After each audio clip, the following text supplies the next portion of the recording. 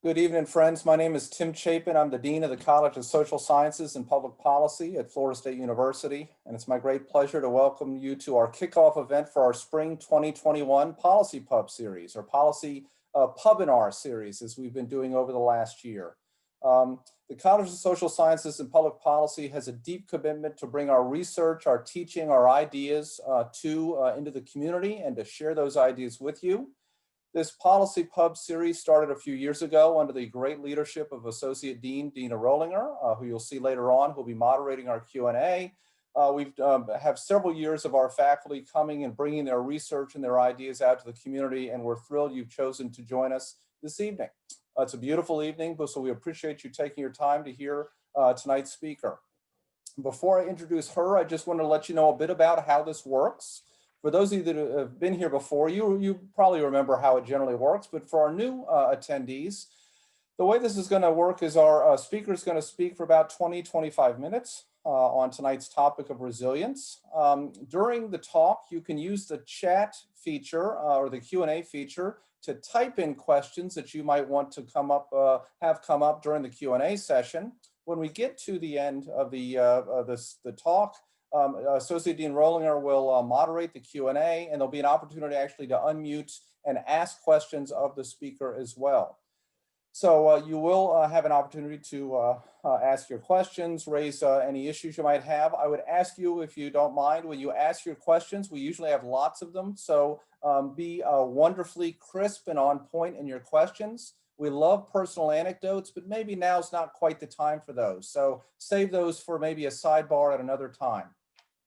I'll also alert you that we have a Policy Pub in February and March as well. I suspect Dr. Rollinger will say a bit more about that as we bring the event to a close, but we hope that you join us for future events. Let me now do my most important job, and that is to introduce tonight's distinguished speaker. Dr. Miles Taylor is a professor in the Department of Sociology and an affiliate or an associate, I can't remember your exact title up there, in the Pepper Institute on Aging and Public Policy. I've known Dr. Taylor for many years. She is an outstanding scholar and will be speaking with us tonight on a topic that might be on a few of our minds, this issue of resilience. It's been a really rocky time for all of us. We're all looking for advice and thoughts about how we can be more resilient. And I think tonight's talk will do a wonderful job introducing to us some of what the science and literature around resilience can be. Dr. Taylor, I'm going to turn it over to you, and thank you for taking this on tonight. Dr. Taylor. Thanks so much. I wanted to again thank Dean Chapin and also Dr. Rollinger for inviting me to give this first Policy Pub of 2021. I thought it was extremely fitting to talk about an emerging line of my research and one that I'm really excited about, and that is the concept of resilience. I reside in the Pepper Institute on Aging and Public Policy. The majority of the work that I'm doing in this area is among older adults, but I'm going to talk about the literature as a whole, so I feel like it applies kind of to all of us, no matter what age we are. First, I want to make sure that I'm very, very clear at the outset of mentioning that this line of research and the work that I'm going to talk about today is definitely a team effort. I'd like to highlight the research hub that we have in the Pepper Institute. We lovingly call it Archie, which is a wonderful acronym, but really it's a place where there are 4 of us faculty and a number of graduate students that collaborate on a number of different topics. And we're finding all kinds of what we call synergistic ways to hopefully improve knowledge about ways that we can keep older adults healthy and well as long as we possibly can. I did want to mention that tonight's topic is really a research agenda that I have been pursuing with my fantastic colleague, Dr. Dawn Carr, and a number of really amazing graduate students. So this has been a really productive and exciting line of work for me that I feel like we've been engaged in over maybe the past 5 years. It's already culminated in, I'd say, about 10 different publications, and we're excited to be exploring new avenues all the time. So with that, I'm just going to dive in the topic of resilience in 2020. So I don't know about you, but I feel like 2020 was one of those years that has really, really tested my resilience. And I feel like that's saying something because I myself am an extremely advantaged person. I have a ton of different resources, way more than I could deserve. And yet I just feel like, man, I just don't know sometimes how we're all going to get through this, right? There have been so many things going on, from the pandemic to the political unrest and violence that have happened very recently. So some of us have experienced some very, very major challenges and setbacks during this time. Some of us maybe only were experiencing more moderate or small setbacks, but regardless of who we are, I think we can all agree that resilience is an extremely important topic during this time. So in moving on and into kind of our topic tonight, and before we really get to some of the research findings, I think it's really important to sit down and try to explain or simplify what we actually mean when we're talking about resilience, right? So I think we all understand that resilience is kind of about how we fare in the face of challenges, how we fare in the face of adversities. But interestingly enough, when I ask someone, what's a definition of resilience? It's really, really hard for most people to come up with a simple and defining and all-encompassing definition. So resilience is one of these concepts that is both deceptively simple and deceptively complex. And it turns out that it is that way both for kind of all of us as people, as individuals, and then also for scientists as well. So I know that Dr. Chapin mentioned that, maybe this is not the time for personal anecdotes, but interestingly enough, when I ask people to define resilience, they find it challenging. But when I ask them to think about a person in their lives who is a phenomenal example of resilience, most people can come up with that person and they can describe how and why that person is a great example. So I'm actually going to start with giving you my example of resilience. So I would like to introduce you to Betty. She is my maternal grandmother, and she is a textbook example of a resilient person. I didn't even know this when I went into this topic of study, but more because when I started, I was studying older veterans, but more and more I began to understand that, as I was learning about the science of resilience, that really I had grown up with a really textbook example of all the different components that people need to be resilient, or typically need to be resilient. Betty had a number of characteristics that are very, very typical among resilient individuals. She had a very high level of self-reliance and perseverance. She had an uncanny ability to be flexible, even in difficult situations, to apply humor to difficult situations. She also consistently found ways to promote meaning in her life. Now, she did this through spiritual practices and volunteering. But again, we know from the science of resilience that resilient people share certain kinds of characteristics that we would consider internal or psychological. Now, in addition to that, are the resources that she had that were outside of her as an individual. Now, that includes some degree of financial stability. She ended up owning her own home, so she had a pretty stable environment, but also she had a number of social resources. She cultivated friendships and family networks like no one I have ever met. And in the case or instance that she had a challenge or a setback or a problem, she had a big reserve of not only internalized characteristics to draw from and internalized strengths, but also people, right? People resources. So these two encompass the two of the important factors that make a resilient person. But the other thing that's important is that we can't know that we're resilient unless we have some practice with challenges, right? So Betty lived what many would consider a really fairly advantaged life. However, she experienced quite a few things in her very long life that would constitute substantial setbacks or challenges. For example, she grew up in the Great Depression. During the financial crash, she had a parent who committed suicide. That led to a substantial amount of financial insecurity for both her mother, and her 6 siblings. She lost a number of people to 2 different world wars. She was an Alzheimer's caregiver. She outlived her mother, her siblings, her spouse, and then her only child. She ended up raising 2 grandchildren in her 70s as a single parent. She ended up living long enough that she experienced bouts of financial insecurity in her later years, and she struggled with a number of different health problems and setbacks, even until the very end of her life. And through all of it, this is what this woman looks like. And that's why she's amazing, right? That's why she's resilient, right? Is that this picture was taken of her on her 95th birthday at the time that she was still driving twice a week to her volunteering job. She lived until the age of 100. And so one of the reasons that I'm showing you this example is that this is maybe not a typical life, but it's not exactly a miraculous one, right? It encompasses a lot of things that many people have experienced, or the types of challenges that people have had, right? Really good, strong internalized characteristics, good, solid resources, and then some experiences with challenges in our background that help us know that we can overcome challenges in the future.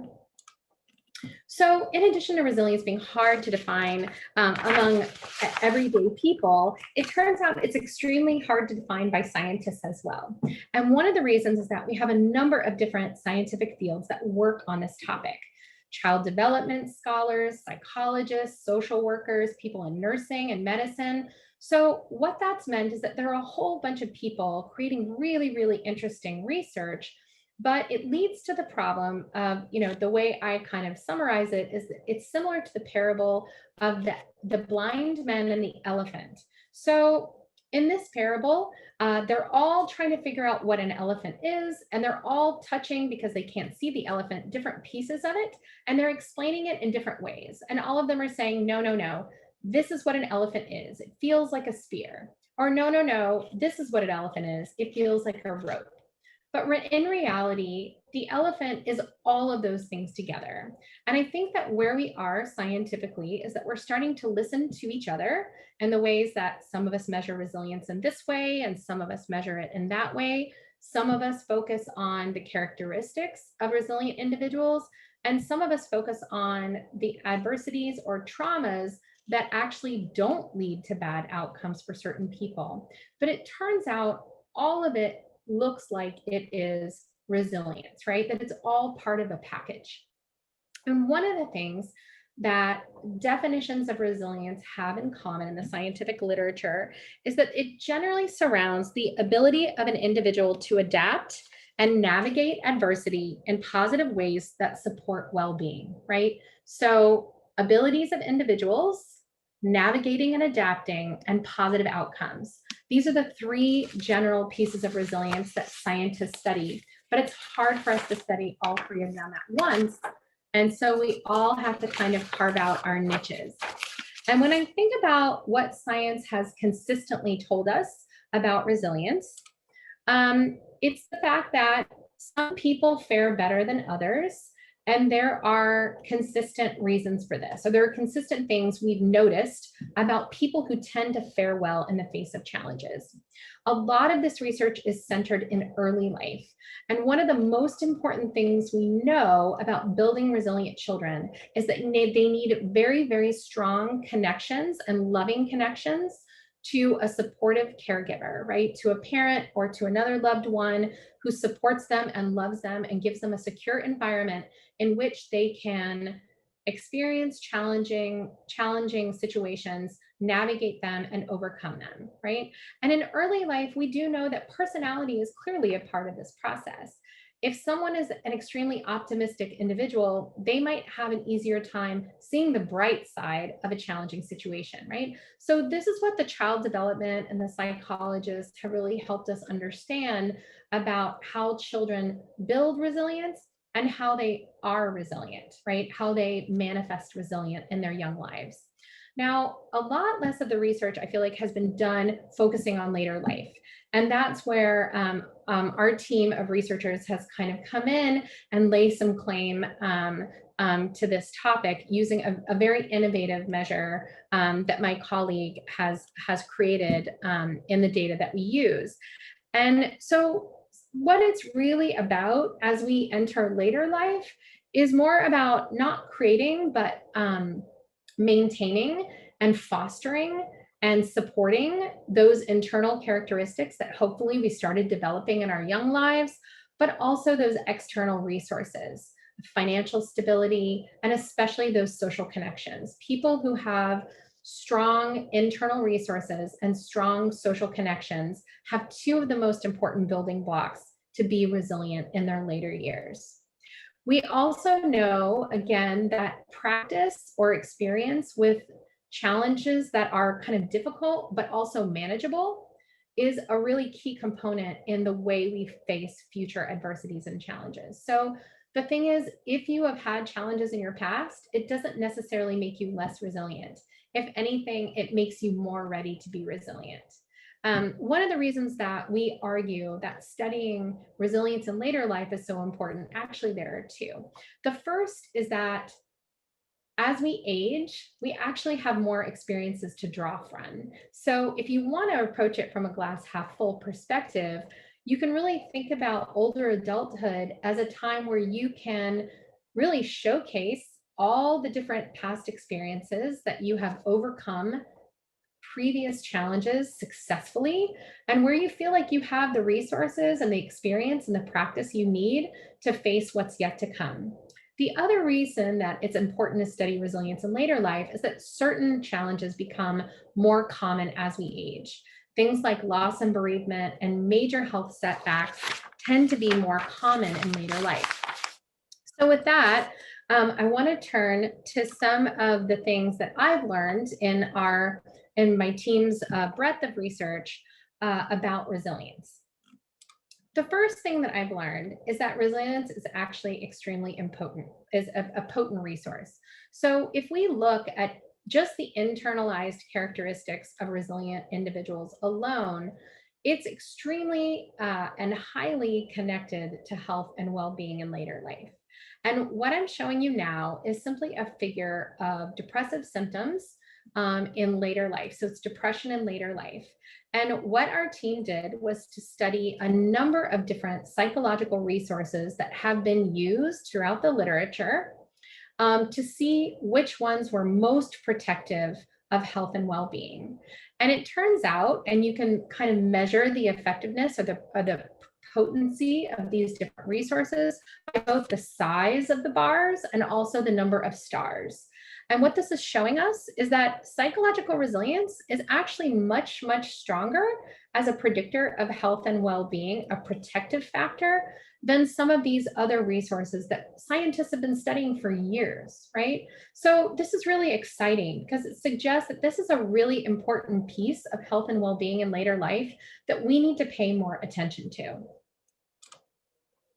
The other thing that I've learned is that resilience is extremely strong as a lifelong protective resource. It's not something that's only for young people or only for older people.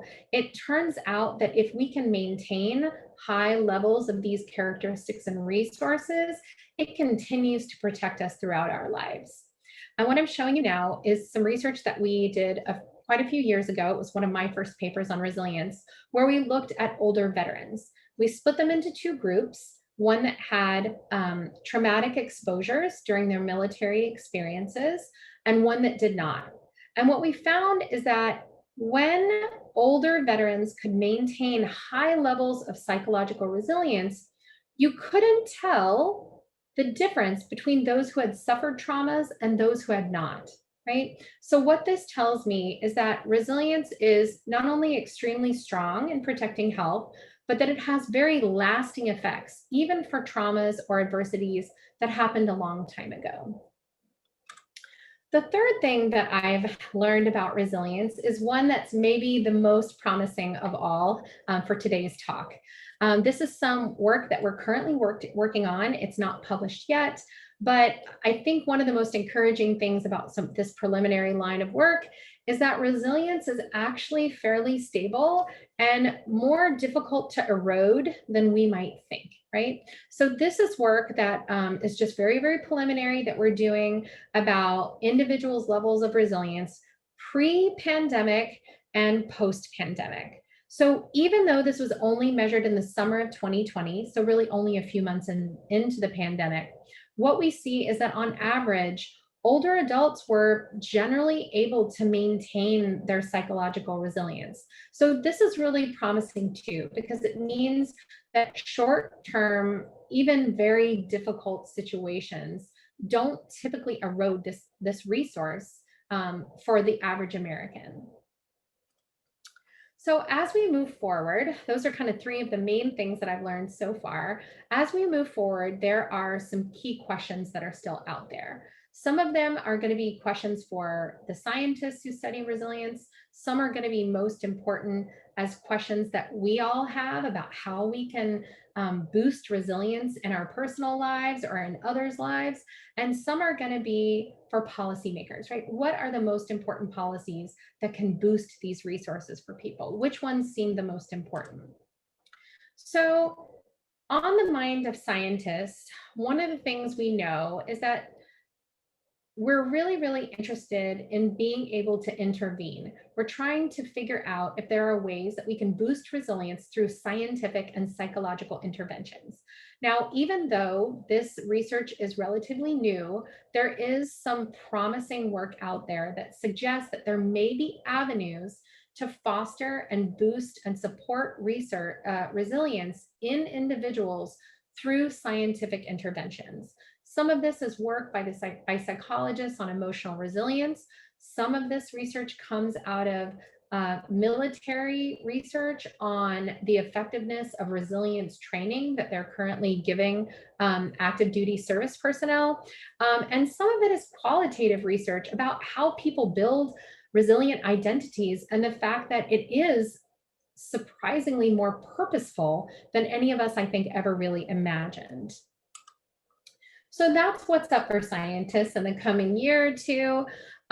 For those of us who are just in our regular everyday lives and trying to get through 2020 and trying to face 2021, there are a number of things that the experts have told us we can do to help facilitate our own sense of resilience and the resilience of those in our networks and those that we love. So one of the things that's really important is to continue to lean in to those social relationships, right? So it's easy in a pandemic when we're all super isolated to kind of separate from our social networks. But it is extremely important that we keep those networks and those relationships strong, not only for the challenges that we're currently facing, but the challenges ahead. Also, we need to take care of ourselves physically and emotionally, and also take care of others. This is really important. It's been shown that, getting enough sleep, getting some exercise, and again, supporting others are all important facets to building resilience and maintaining it. Another piece of this is trying to facilitate ways that we can continue to foster meaning in our own lives. Again, challenging in a pandemic, but for some people, this looks like spiritual practices, including religious and non-religious practices, but also ways to give to others, ways to be altruistic, right? Anything that can support the fact that we feel connected to something bigger than ourselves seems to be an important part in fostering and maintaining resilience. The final thing is something that's a little bit harder to describe and quantify, but the best way I can describe it, and the way scientists describe it, is through how we appraise or view and then reappraise certain situations. So resilient individuals have a good way of maybe not looking at everything with rose-colored glasses, right? Not blind optimism, but trying to find positive aspects even in challenging situations. And as we move through situations, even if we feel like we can't think of anything positive at the moment, As we get past them, it's important to look back and say, what did this teach me? What did this show me about who I am as a person and what I can do and how strong I am? What can I take away from this situation?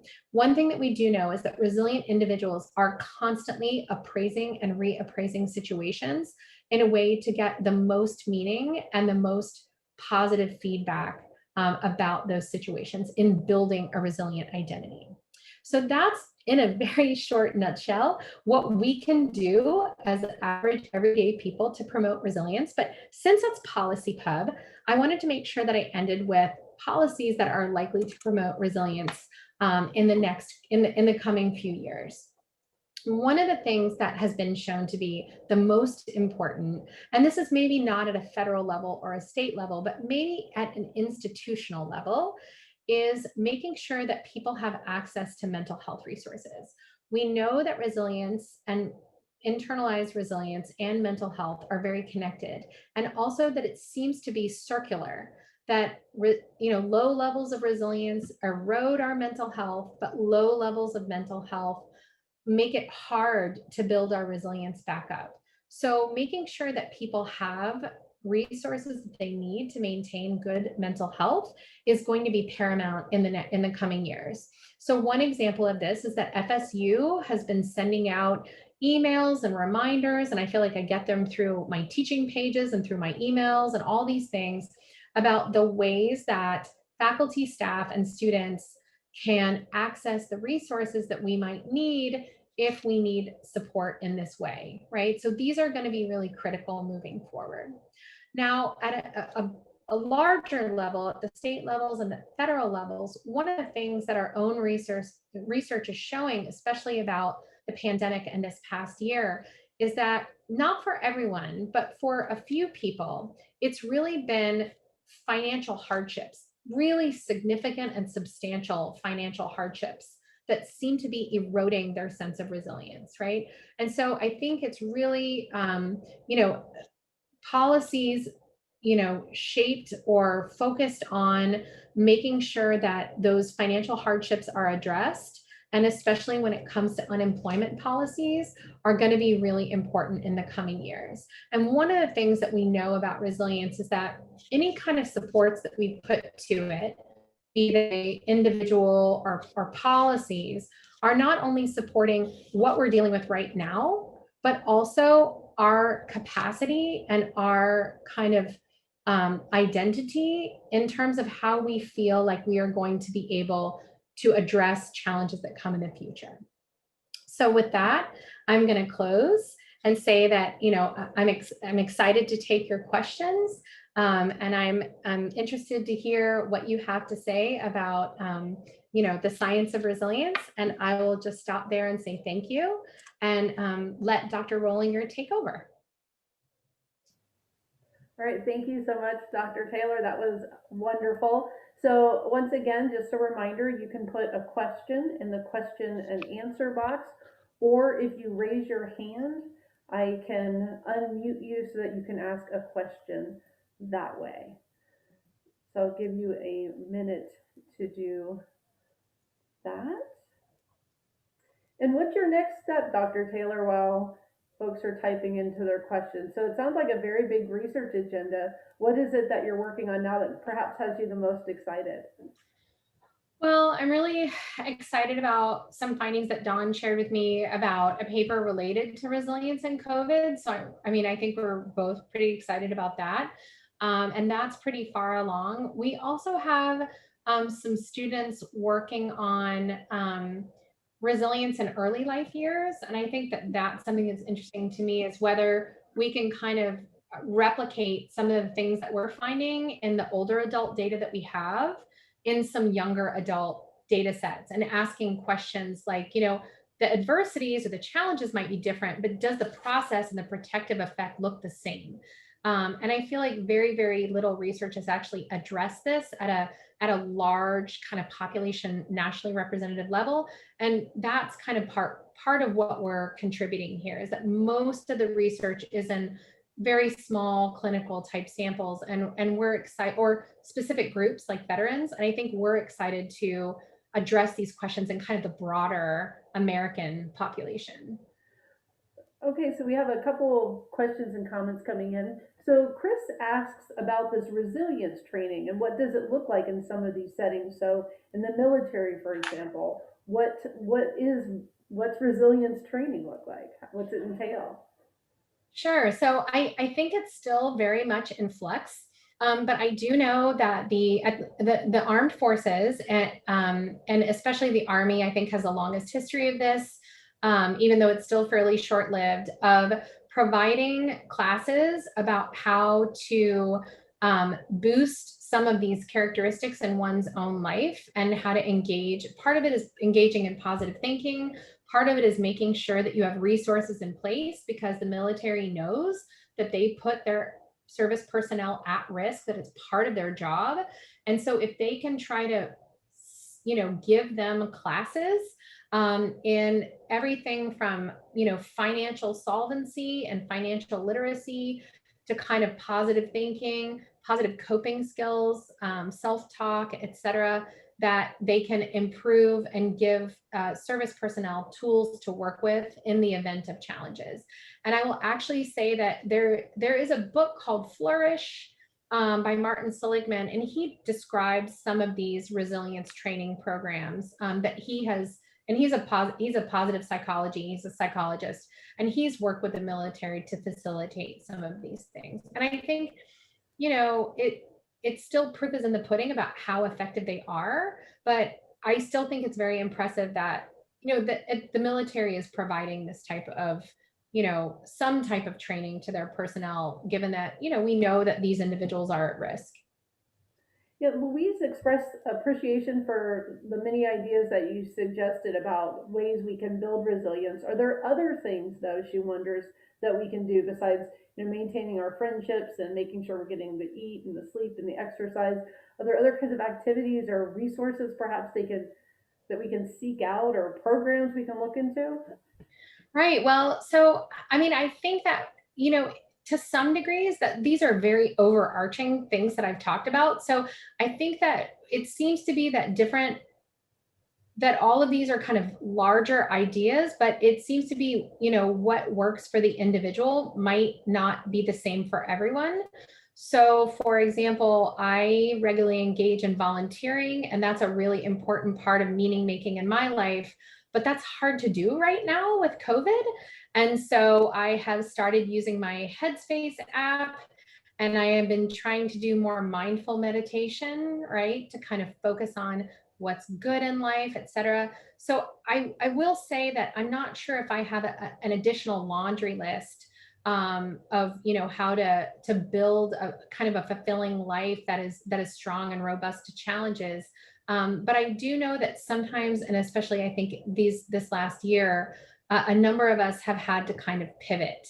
And really, there are a lot of good resources out there on the web, places like Psychology Today, that do have recommendations for how to maintain and foster resilience in your individual life. And so I think that those are pretty readily accessed as well. And you just have to kind of figure out what makes sense to you. So Mary says, resilience seems associated with optimism, but does endurance built on bitterness or revenge also constitute resilience? So is it just a positive emotion, or can negative emotions build resilience?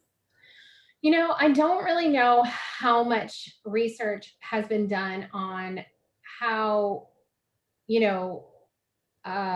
maybe it would be overcoming negative emotions, or maybe experiencing like challenges. But if you have a really terrible outlook on a situation, it's hard for you to build resilience. So I know a little bit less about that, but I will say that consistently when people build resilient identities, it's when they're looking back to a hard time in their life.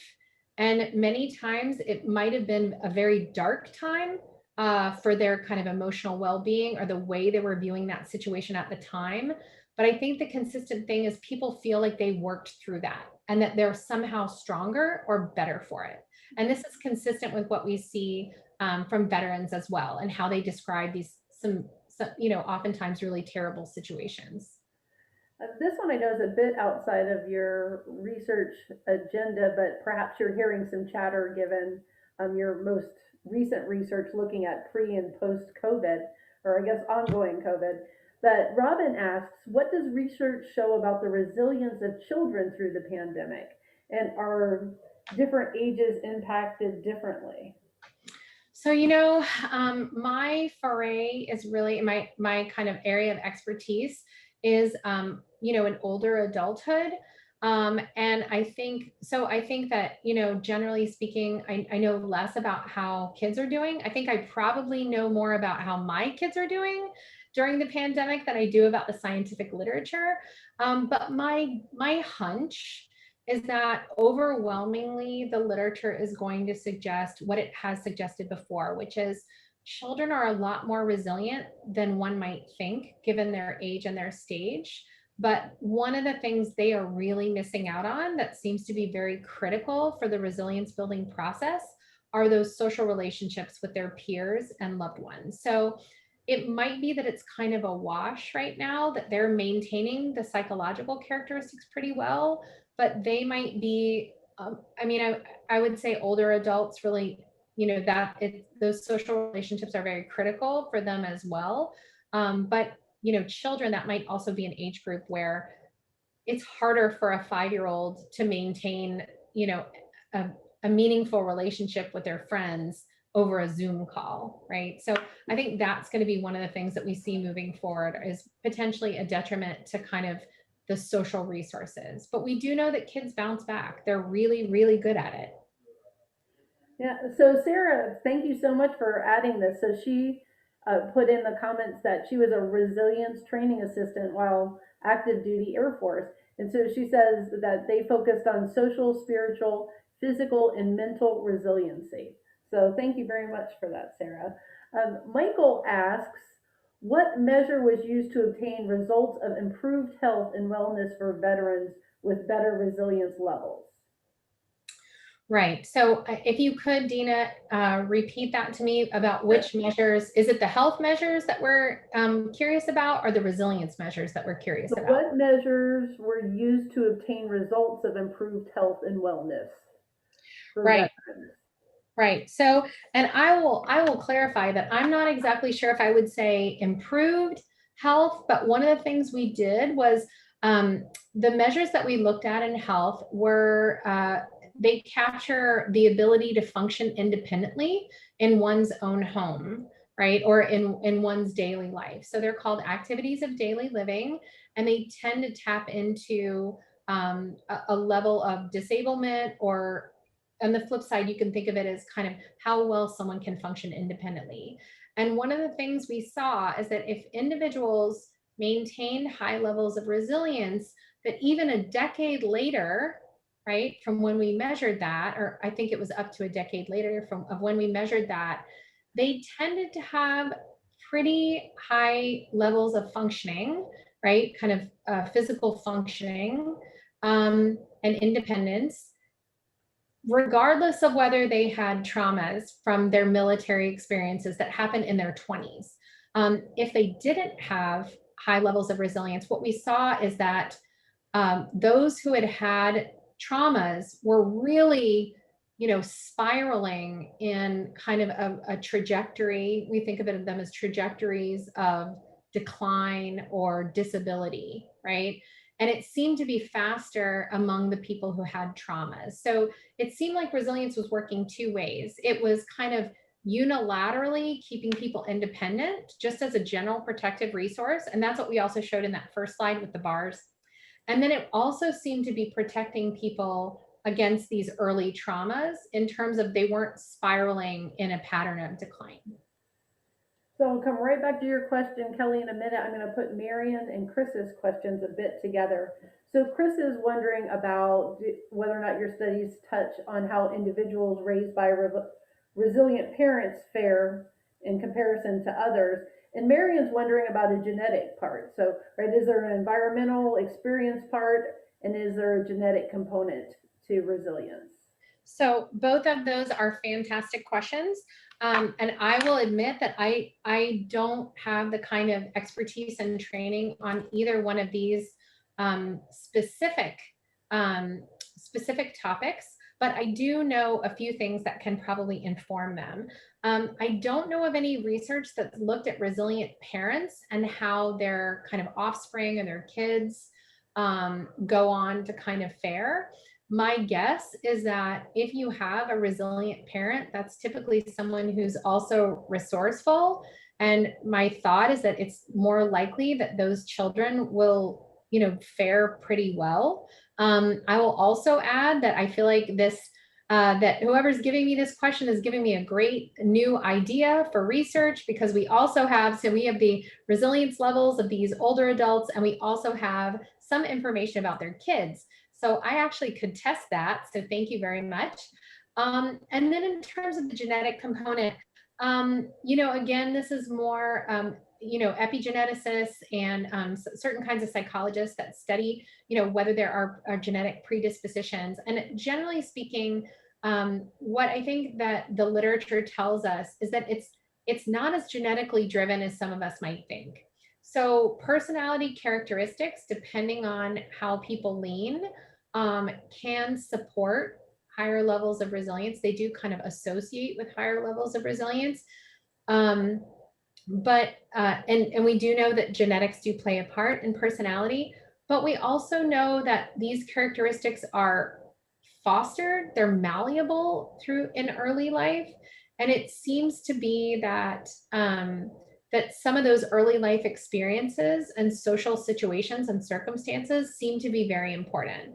Another thing that I feel like the way psychologists describe it, and I think this is really interesting, is that you can have a high level of optimism could be really good for your resilience, and it could be really bad, because it could be that you feel like you're going to come out fine no matter what happens, and you don't need any resources, and you don't need any sleep, and you don't need any people to help you, right? So sometimes high levels of certain things that might be genetically predisposed don't necessarily help us with a specific set of characteristics that's common to resilient people. So I think clearly genetically informed, but, and I'm a sociologist, so I'm biased, but I think it's much more, I think consistently we're showing it's much more shaped by experiences and, personality and the relationships and the context that we have around this. So Kelly was wondering if you're aware of other policies or practices that have been shown to grow or maintain resilience in the state or federal government.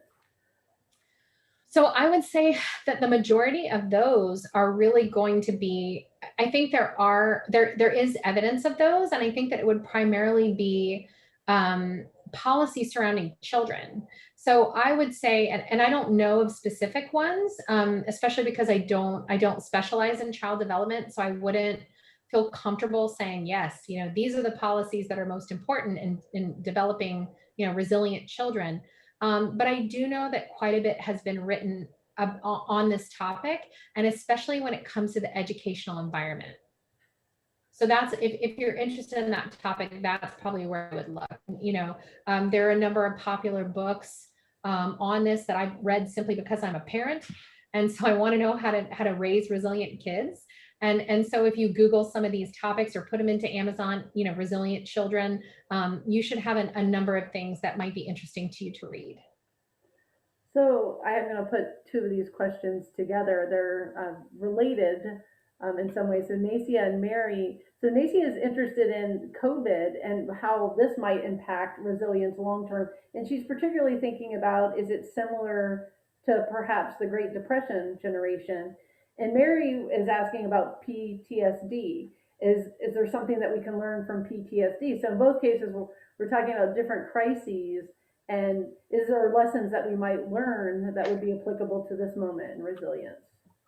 So those are great questions. And I will admit that Nacia is my own student. So thanks, Nacia, for asking me a great question that I actually feel confident to answer. I can always count on my students. And she knows probably that Dawn and I have been involved in some of this research surrounding COVID. I think that one of the things we're seeing is that what tends to erode resilience are really long-term strains. So really long-term financial insecurity, really long-term drawn out health challenges. It seems to be that there needs to be something that goes on for a long period of time that really starts to erode our resilience. And what I'm hoping is that as Americans, if our country can bounce back, if the world can bounce back in terms of the pandemic, if we can start to see some improvement in some of these things related to pandemic and COVID and everything else going on, that as long as it's not really long term, that this time, 2020, might actually be an avenue to help us appraise the situation as something that built our resilience instead of eroded it.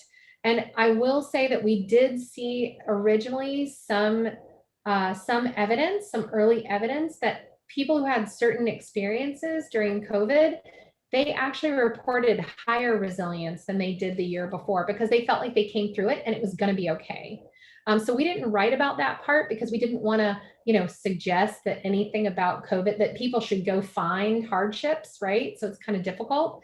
But it did look like there were some people that experiencing certain challenges actually helped boost their resilience a little bit. So yeah, I mean, I'm probably overly optimistic, but part of me feels like, maybe my kids are going to remember this and think, you know what, I got through this challenge. We were okay. It was hard, but now I feel more equipped to handle the road ahead, right? That comes with actually being an adult, maybe. I do know that also that the greatest generation, right? This is the one that my grandmother was in, the ones that grew up during the Great Depression. As long as they made it to later life, they're known for being an extremely resilient, extremely, strong kind of generation, and one that felt like they could overcome it. A lot has been written about the greatest generation, how they were tough, they could manage. So, I mean, I do think there are some examples in the literature of, as long as it's not terribly drawn out, as long as it's difficult but manageable, it seems as though it might be an avenue for resilience building rather than resilience eroding. But again, it's all going to be wrapped up in how we view it as we move forward and what we've lost and what we feel like we can manage. Now for PTSD is such an interesting topic. Again, I don't work on PTSD specifically because I'm not a psychologist, but I do know that really my interest in this topic emerged because of some work I was doing with a student on veterans in later life and how traumatic or challenging or other kind of exposures that they had during their military experiences. Most of them are Vietnam veterans, so they're, well into later life now. It was amazing how long you could see these like exposure to war, et cetera, how long lasting the health deficits were from that, like how long it continued to predict, faster declines in mental health and in physical health. And so even though I don't work on PTSD, I've read pretty extensively on this. And this is one of the interesting things about resilience is that, I want to say that, around maybe 5 or 15%, a minority of individuals, and specifically veterans, I think, who experience traumas go on to develop PTSD, but roughly the same percentage go on to develop something called post-traumatic growth. And this is something that military researchers have been increasingly interested in because, soldiers and veterans have talked about, this was terrible and I had these, terrible outcomes from it. But I also found this new appreciation of life that I've carried with me. I found a new appreciation for my social relationships, my spouse, my loved ones. And I feel like that's really helped me get through hard times with those. And even more interesting than that, a number of individuals experience both of these together. So some people have, experiences with post-traumatic stress disorder that they're dealing with, but they also are able to find elements of human growth from those experiences. So PTSD and the study of PTSD has a lot to tell us about how complicated and maybe how amazing resilience actually is. And so I'm sympathetic with Mary and Louise. They have a follow up, and it's really how do we, if you don't have a resilient child, if you don't learn these skills, how do you develop them? And I think what I heard you basically saying is there's not a clear pathway to building resilience. It's a very personalized process, and you have to find those things that speak to you. Am I wrong? No, I mean, I think, for me, I feel like, many of us who grew up, at least in my generation, it was all about let's give all the resources we can to our children, right? Like, let's give them every advantage to do well and make great grades and, all of these things. And then it turns out that, a child who never experiences challenges or failures ends up hitting adulthood and has sometimes a really rough time with it. And I experience this sometimes in my college classes, when I have students, for example, who completely break down over getting a B plus rather than an A in my class. And I think, oh my goodness, like you've never practiced these set of skills before. So, I mean, I think again, a loving environment and resources, but then also putting manageable challenges, in their way, encouraging them to take on things that are outside of their comfort zone. These things are pretty consistently what developmental psychologists are telling us about how to raise, resilient children. And I think one of the books that I like the best, that's really kind of a parenting book, is about how to raise an adult, right? I don't want to just raise a child. I want to raise a functioning adult. And resilience is part of that, because if you can't deal with challenges, you're not going to go very far. So I do think there are a lot of good parenting books out there. And I think it really does depend on the kid about what are the things that make them melt down? Well, focus on those. Or what are the things that they can build confidence in their ability to get past obstacles, to push through something, to fail, and then pick yourself back up and try again. But it's tough. I mean, I certainly don't feel like I'm a parenting expert. I have an N of two myself. Both of them are still, surviving and healthy. So I haven't done a terrible job, but I will say there are a lot of good books out there about how to raise resilient children. So those are from the experts, and I feel like they've been very helpful for me. So I hope they're helpful for you as well. And if you're an adult and you're looking to build resilience, recommendations, or is it really a process of experimentation when you during COVID where you're just trying to figure out what engages you in this particular moment?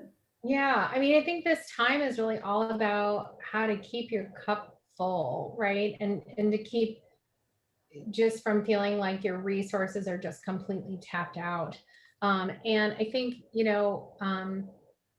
one of the things that's been a challenge for me is that there are normal life things that happen, marriages or funerals, et cetera. And I really, seeing my family during those transitions and those times, that really fills me up and it makes me feel connected. And that's been something that I haven't been able to do. And so that's not a very large adversity, but it is something that I realize it's eroding my resources, right? It's not the adversity, it's that it's eroding my resilient resources. And so I've had to find ways to connect to family members through Zoom and on the phone, because that's something that I noticed was really important for me. So, I mean, it's definitely a challenge, but I think, I'm a sociologist, so I'm going to say continue to cultivate those meaningful relationships and try not, it's so easy to let yourself become more isolated when really we need to be working harder to reach out, because other people, no one's resilient in a vacuum. I mean, that's the thing. We study, Dr. Carr and I studied, this laundry list of traits or characteristics that seem to typify a resilient individual, but it's very, very clear that no one is resilient by themselves, right? So I would say my first shop would be make sure that you're connecting with others. And especially as hopefully we're starting to see a light at the end of some of these tunnels with vaccines. And these are all things to look forward to. So Michael asks, what is the primary measure of resilience? Dominant positive or negative attitudes? Right. So the measure that we have that we've been using is one that Dr. Carr created, and it's been kind of cultivated and measured and validated in a rather large data source that has up to, I want to say, 40,000 older adults in America. And the one that, and there are a number of these measures, and they all share, similarities, and each one has a different person's name. But they tend to have similar characteristics. And so really it's a mix of positive and negative attributes. And what we do is we make sure to, code them all systematically when we add them all up. So some of them are, things like, I feel like life just doesn't have anything else, that life just doesn't hold anything more for me, right? So that would be a negative attribute. But then, I tend to be able to, overcome my challenges, or I tend to achieve things I really want in this life. That would be a positive attribute. So the simplified resilience score that we use is, I want to say, 12 items long, and it incorporates both positive and negative kind of attributes to capture. And the idea is that captures the full spectrum of people. And it also makes sure that people aren't just checking off like, I'm perfect all the way down, like we do at the doctor, right? So it makes sure to kind of trip people up a little bit, and it keeps them honest. Great. I know we only have a couple more minutes left, so I just want to bring this to your attention real quick. And if you have an opportunity, put in your last minute questions. So hopefully you can see my screen. And just a couple of quick reminders. Miles, is that moving, that screen? Yes. Okay, awesome, Yeah. because I can't see it at all for whatever reason. So just a couple of quick reminders about what we have going on. We have our blog. You'll be able to find a synopsis of this policy pub, as well as a lot of other content where we feature what our faculty are doing in the classroom, what the kinds of research that they're doing, as well as our undergrads and graduate students. So please go to Wicked Problems, Wicked Solutions blog and check that out. We also, if you want to follow us on Facebook and Twitter, you can do so at FSU COS, so College of Social Sciences. We have Instagram's account as well, so that's at FSU COS. If you have missed part of this pub or any of the other pubs, we have a YouTube channel, which I know Rob Nixon was kind enough to put in our comments earlier, but you can come to our YouTube channel and watch this and other talks there. And of course, you can always get on our emailing list. Email Rob Nixon at rnixon@fsu.edu, and we will only send you information about our upcoming pubinars. And our next one is next month on the 16th, and it will be Dr. Carol Weissert, who will be talking about a report that they put out in February 2020 on Florida charter schools not as good or as bad as advertised. So like this one, you can go and sign up for it there. And it looks like I saw one more question. Let me stop that sharing, and this will be our last question for this evening. And Marian asks, so what steps can you take to prevent fear of failure from undermining the opportunity to build resilience? What a great one to end on.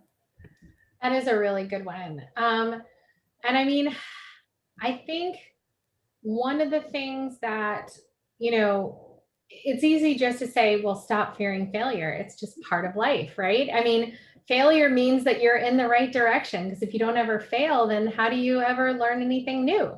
But that's too easy, right? So I think one of the things that experts have talked about, and I'm sure there's a lot more that psychologists can really talk about with this, two things is to make sure that you are finding ways to feel supported when you're taking on new challenges or risks. So for me, that comes from other people. And I say, you know what, this is really tough, and I'm probably going to fall flat on my face.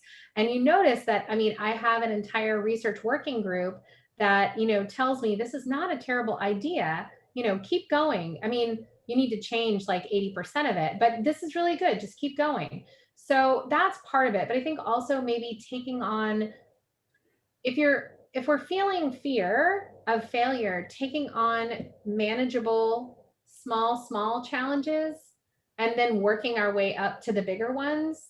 Because when you fail at something small, it doesn't feel quite as bad.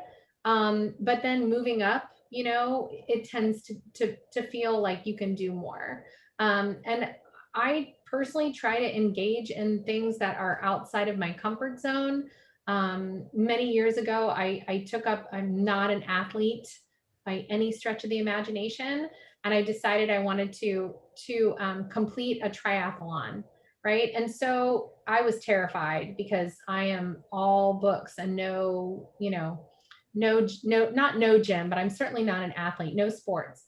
And so I started with a training plan. And again, this is a very small and almost silly example, but I think it illustrates that most scientific, support would go behind take manageable steps. And because you're going to see more successes, hopefully, than failures. And that's going to build up our resolve that, failure is just part of it. And I will say that as a professor, I mean, failure is something we do all the time, because we send our work out there and people don't like it and they say, no, try again. So this is a job where, at least professionally, you get really used to dealing with failure and figuring out how to get back up, and get on with it.